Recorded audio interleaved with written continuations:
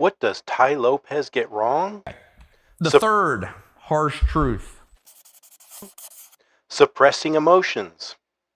The better way to deal with it is to feel your emotions as intensely as you can and then just let them go. Let's dive in.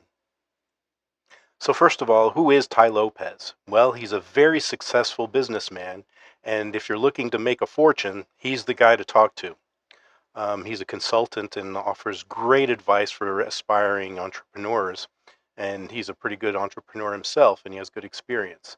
So, if you don't know who Tai Lopez is, please look him up, and you'll find that he's got wonderful, wonderful advice for people that want to be successful in business.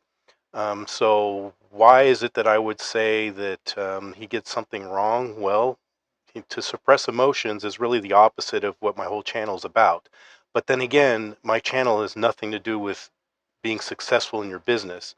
It's more being happy and being successful in life. And those two things aren't necessarily mutually, in the same light.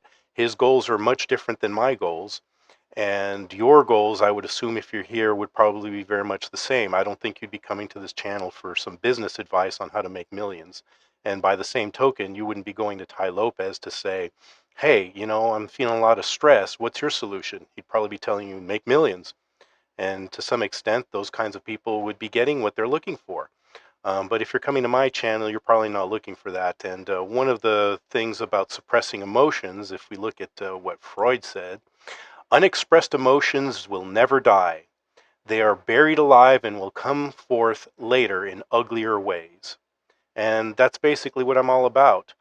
Now, that's not to say that suppressing emotions, that it's going to be really successful. Maybe it'll come back to you, but the fact that you don't necessarily suppress your emotions and you can feel your emotions and let them go, which is, kind of a Hindu teaching or a Zen Buddhist teaching, some people can be very successful by following those guidelines. And I would bring attention to someone like Michael Singer, who, if you've ever heard of WebMD, he did medical billing, and WebMD bought his business out for $5 billion. And then he was on the board. So he did that for a few years. And his whole philosophy is about letting go, if you know anything about him. And if you read his book, The Surrender Experiment, he explains exactly how letting go brought him to a $5 billion business. And he even so one final note, if you're on the path to peace and happiness, then this channel's for you. But if you're on the channel for wealth and success, then maybe you should look to people like Tai Lopez, who might be a little more inspirational in that category. So stay tuned, and we'll give more mindfulness advice, and we'll talk more about the book, Seven Habits for Winning at Life, that gives you secrets to be able to have a successful and happy life. Please like and subscribe.